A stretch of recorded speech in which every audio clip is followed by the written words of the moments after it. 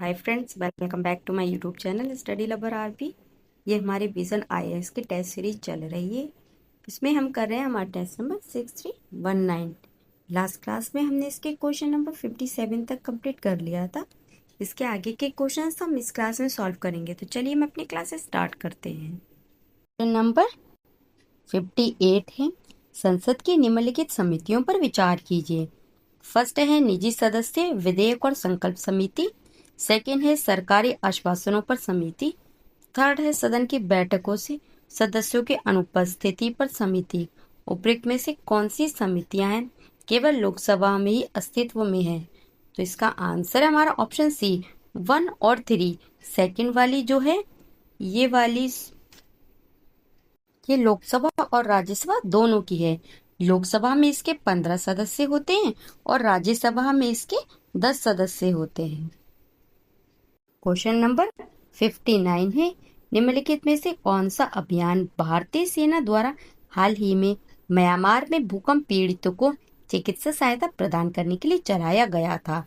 तो इसका answer option B operation Brahma. यह चिकित्सा टीम भारतीय सेना की स्पेयर कोर द्वारा जो पूर्वी कमान के अधीन है सीमा पर म्यांमार में भेजी गई।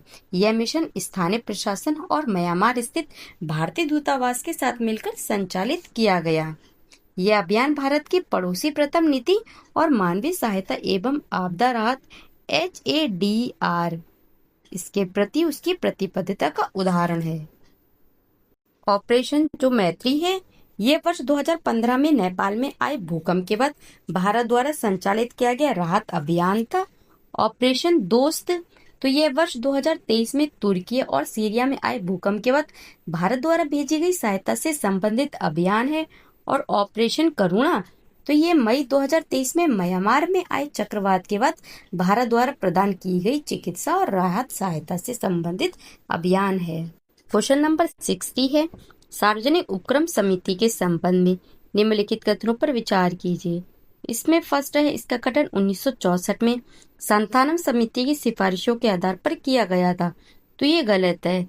ये समिति 1964 में कृष्णा मेनन समिति की सिफारिश के आधार पर गठित की गई थी। तो ये गलत हो गया। सेकेंड है, यद्यपि इसके सदस्य संसद के दोनों सदनों से चुने जाते हैं फिर भी इसका जो अध्यक्ष है केवल लोकसभा से ही चुना जा सकता है। तो ये करेक्ट है। थर्ड दे रखा, ये समिति सार्वजनिक उपक्रमों पर नियंत्रक और महालेखा परीक्षक की रिपोर्टों की जांच करती है।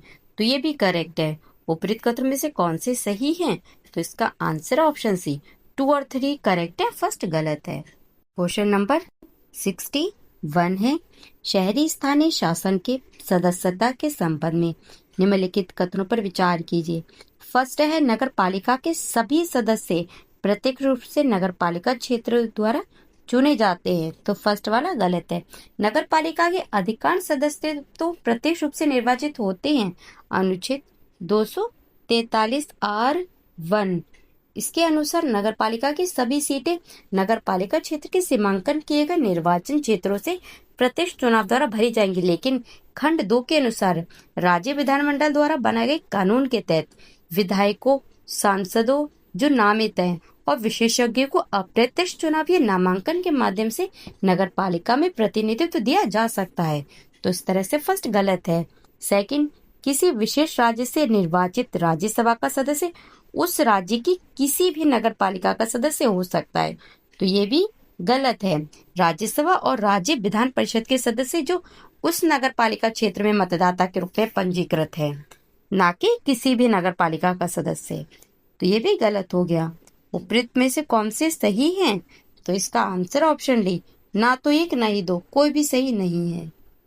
क्वेश्चन नंबर 62, भारत में स्थानीय स्वशासन के संदर्भ में निम्नलिखित में से कौन सी घटना सबसे पहले घटित हुई थी? तो इसमें दे रखा फर्स्ट लॉर्ड रिपन का प्रस्ताव, तो यह था 1882 का। सेकंड दे रखा विकेंद्रीकरण पर रॉयल कमीशन, तो ये था 1907। थर्ड है भारत में प्रथम नगर निगम की स्थापना, तो ये है 1688 का। और फोर्थ है छावनी अधिनियम का पारित होना, तो ये है 1924। तो इसमें हमारा आंसर हो गया ऑप्शन सी। भारत में प्रथम नगर निगम की स्थापना है वो इन सब में सबसे पहली हुई थी 1688 को, और ये मद्रास चेन्नई में की गई थी। क्वेश्चन नंबर 63 है, जिला योजना समिति के संबंध में निम्नलिखित कथनों पर विचार कीजिए।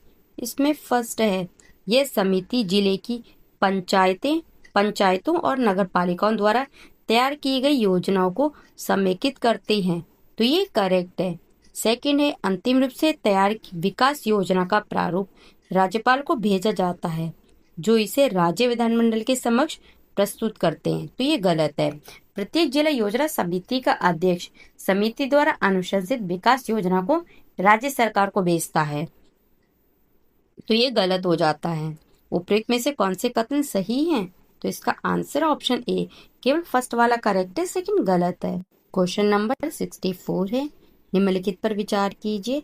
फर्स्ट है 5वीं अनुसूची वाले राज्य, सेकंड है 6ठी अनुसूची वाले राज्य, और थर्ड है विशेष श्रेणी के राज्य। संविधान के भाग 9 के प्रावधानों को उपयुक्त में से कितने क्षेत्रों पर लागू किया जा सकता है? तो इसका आंसर ऑप्शन ए, केवल एक, फर्स्ट वाला। जो 5वीं अनुसूचित क्षेत्र हैं उनमें निवास करने वाले लोगों को मुख्य धारा में लाने के उद्देश्य से संसद ने संविधान के अनुच्छेद 243 M4B के अंतर्गत अनुसूचित क्षेत्रों में पंचायत उपवन, अनुसूचित क्षेत्रों में विस्तार अधिनियम 1986 PESA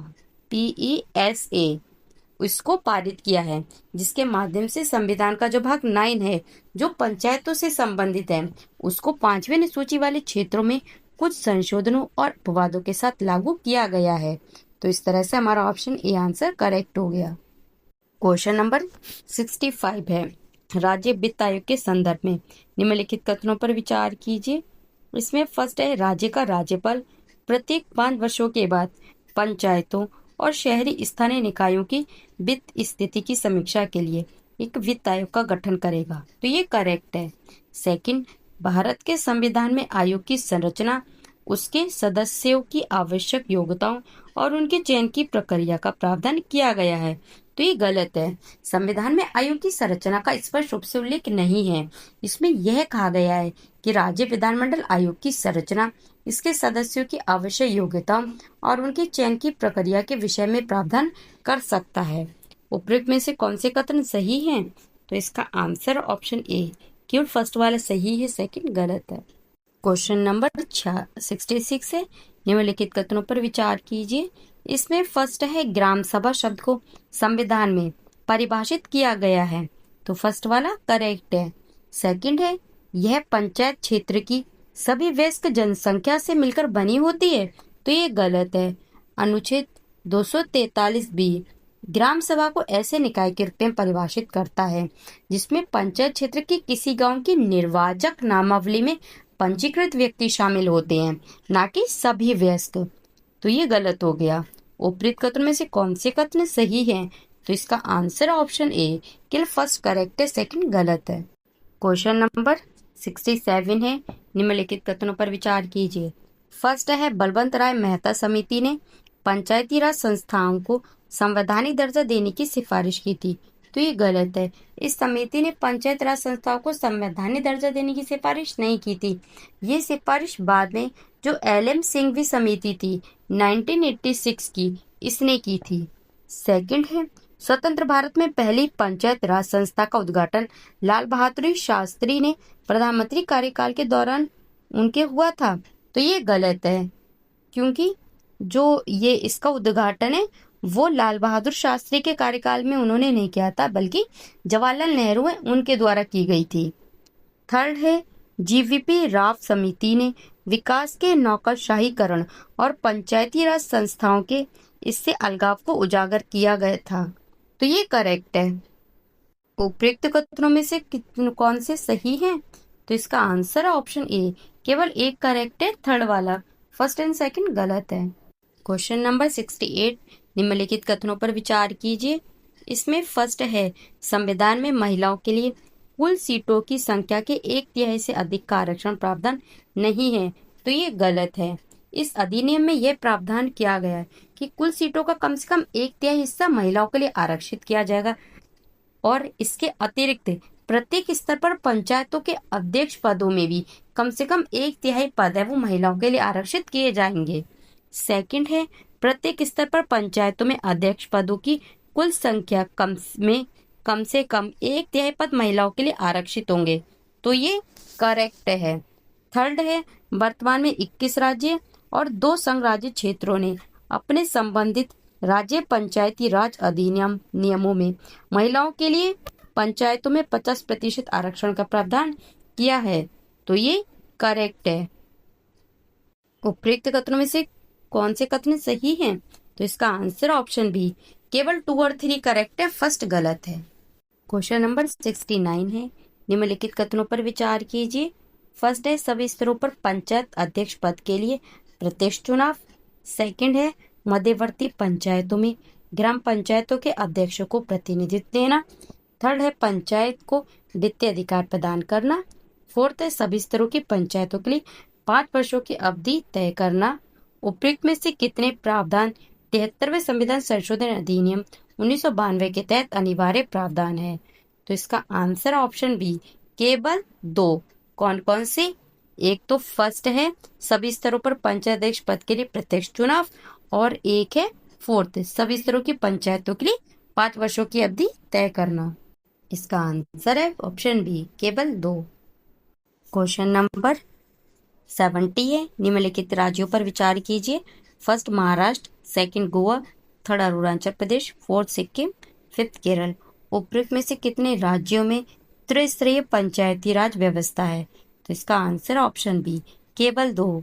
कौन कौन से? एक अरुणाचल प्रदेश है और एक है गोवा। 2 और 3। ये गलत है। यहाँ पे ये त्रिस्तरीय नहीं बल्कि इन 2 में द्विस्तरीय पंचायती राज व्यवस्था है। और इनके अलावा सिक्किम, लक्षद्वीप, दादर और नगर हवेली तथा दमन और दीव, इन यहाँ पर भी कौन सी द्विस्तरीय पंचायती राज व्यवस्था लागू है, ना कि त्रिस्तरीय। तो इसको ठीक कर लीजिएगा।